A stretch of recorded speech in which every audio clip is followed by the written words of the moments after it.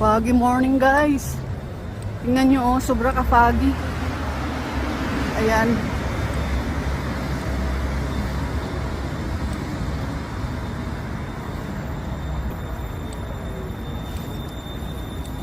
May pasok tayo ngayon.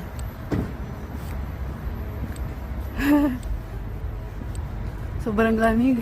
Gusto ko na sana mag-summer na. Grabe naman to. Ayan oh.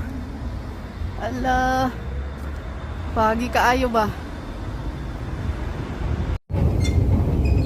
Pagkanig tao eh.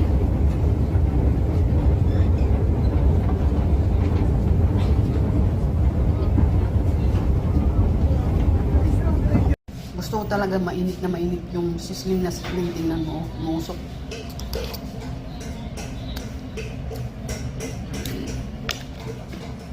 Yan ang chicken. Ang sarap guys. Ewan ko kung maubos ko ito. Ang dami. Yan o.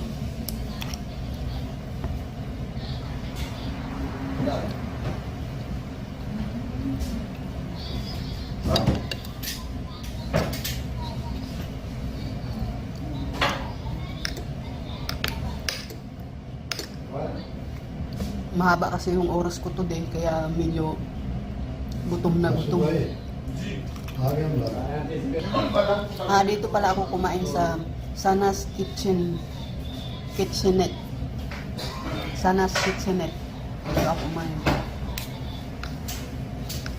Dati guys, no, nung nag-ano pa lang ako, nung nag-uumpisa pa lang ako ng ganitong trabaho, tinitipid ko talagang pagkain ko.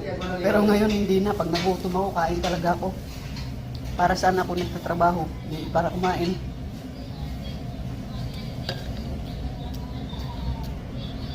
Hindi ko paparusahan sarili ko na hindi ako kain.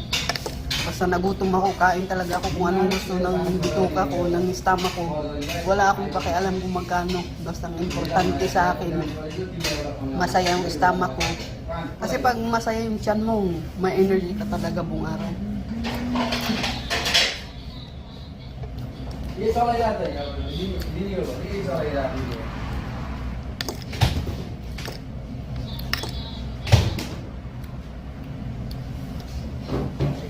Anong mga tanghalian nyo guys? Ako, tanghalian ko pala ngayon. It's 4 o'clock. Yan o, dito. Yan o. Medyo may kamahalan lang yung ano nila pagkain. Pero, once upon a time, magkain din tayo ng ano ba? Para mabusog din tayo ba? Kay, yan guys, oh, ang sarap ng ano nila, oh. Ang usok pa. Ito, biryani chicken. As my sauce. Gusto ko talaga ng mainit para ano, sob na sob yung pagkain ba. Kasi pag malamig parang wala lang din akong kinakain. Yan. Gutom na kasi si Kudkudera eh. Yan o, dito. Yan o. Medyo may kamahalan lang yung ano nila pagkain.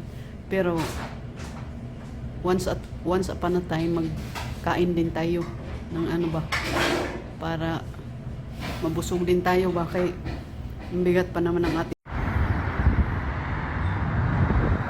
Maganda yung araw ngayon, oh.